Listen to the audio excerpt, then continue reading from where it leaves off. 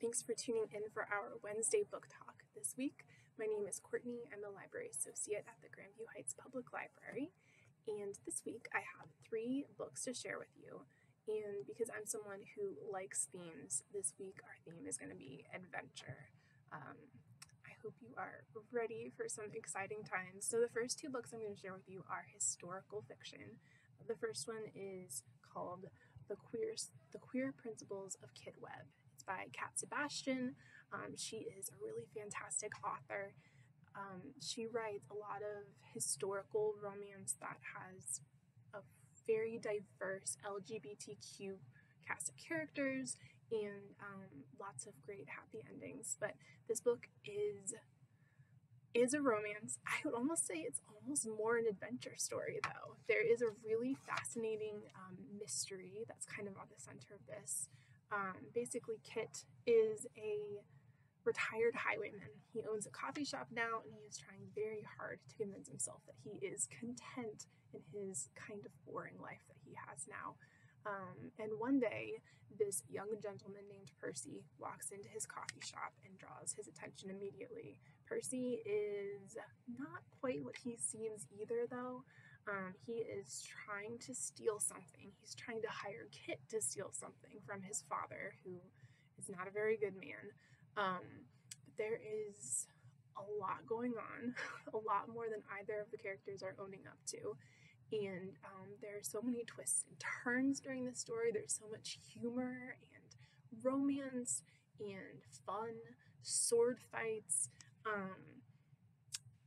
secrets, mistaken identities, and hopefully I think that there are more books coming that will follow some other characters and keep going down the rabbit hole of the story, because I think we've just scratched the surface in this book, but it is really, really fun. I think it'll be a great read for this summer. Again, that's coming out on June 8th, so you can go ahead and get on hold for that now if you are interested. My next book is also historical fiction. This one came out a few years ago. It's called The Bedlam Stacks by Natasha Pulley.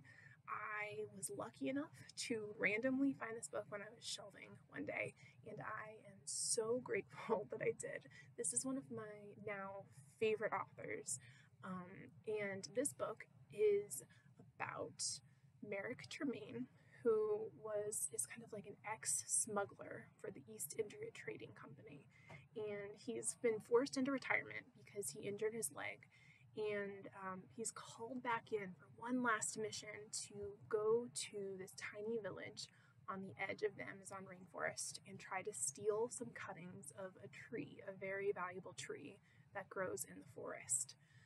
He gets to the village and just finds more and more mysteries and questions. He meets a priest in the village who is very mysterious, and slowly Merrick starts to uncover all sorts of family history and secrets.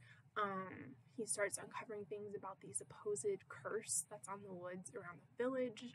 There's a lot of magical realism in this book. It is beautifully written, really well researched, and a great introduction to Natasha Pulley. She has a brand new book coming out, actually, that I wanted to mention also. On May 27th, her book, The Kingdoms, is coming out, and I am so excited to read that one too.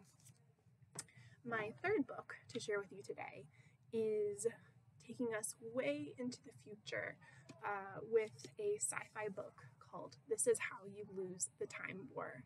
This one is a collaboration. It's co-written by Amal, El-Mohtar and Max Gladstone.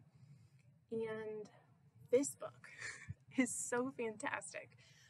It's a really quick read. As you can see, it's pretty skinny. All of the chapters are really short. It's almost vignettes and letters throughout the book. But it is so engaging, so fast-paced. The premise is there are 2 super secret time agents. One is named Red, and she comes from a tech utopia, future where technology has taken over everything. And the other one is Blue, who basically comes from the equivalent, but nature has taken over everything, and there is just a single unified consciousness amongst all beings. And these 2 futures are basically in this epic time war to make sure that they are the future that comes out on top.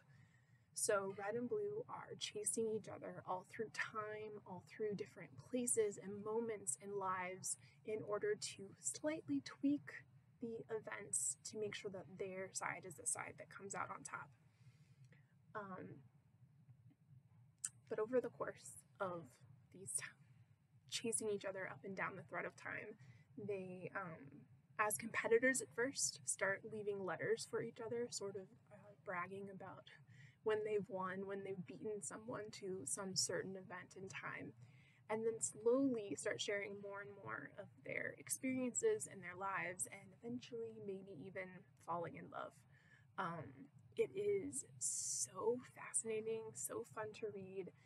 There's a very lyrical element to the language, and I think it's really accessible. I am not someone who reads a ton of science fiction, and I think as a genre, sometimes it can be a little intimidating to jump right in. This is a great place to jump in.